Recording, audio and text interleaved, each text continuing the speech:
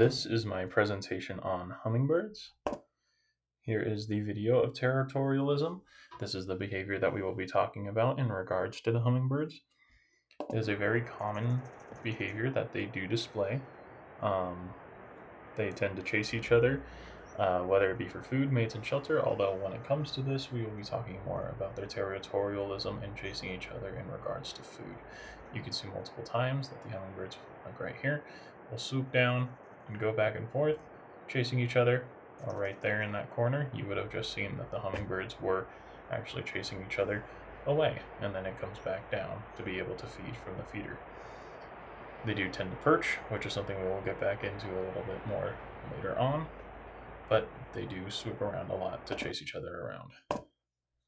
My hypotheses in regards to these hummingbirds is the causation, which is that they are territorial due to their metabolic rate, then the evolution, which is that hummingbirds evolve, making their flight more efficient to be able to be territorialistic, and then the development.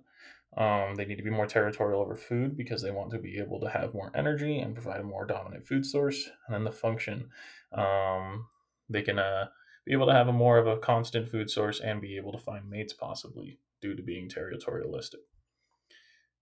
The causation, one of the examples that I found due to their high metabolism is that, stated by Suarez, when perching, they actually spend that time digesting food, which shows that they are severely fast with their metabolic rate, making it to where even while they perch, just after eating, they are already digesting that food. So they need to be able to be territorialistic to be able to get that food back right away.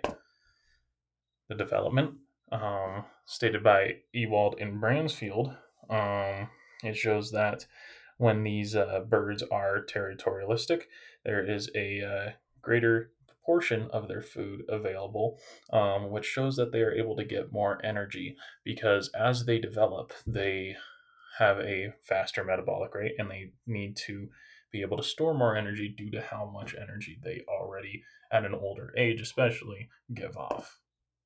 Evolution, Altschuler and Dudley convey that these territorialistic birds, when fending off for food, actually have a higher value of a wing disc, which means that they are able to float around and be able to be more territorialistic due to a better flight pattern, allowing them to fend off others in regards to their food even easier. Then, lastly, for our traits is the function. The function of these of this behavior, a lot of it is due to needing to have more food and have a more dominant food source. And stated by Ewald and Carpenter, you can see that they also use a term of a monopolization of one resource of food, which shows that they need to be able to have that dominant amount of food.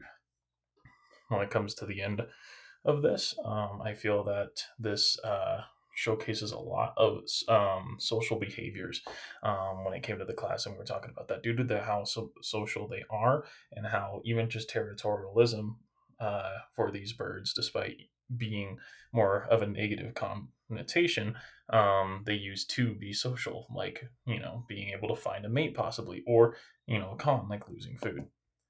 Here's the works cited, and that will be all.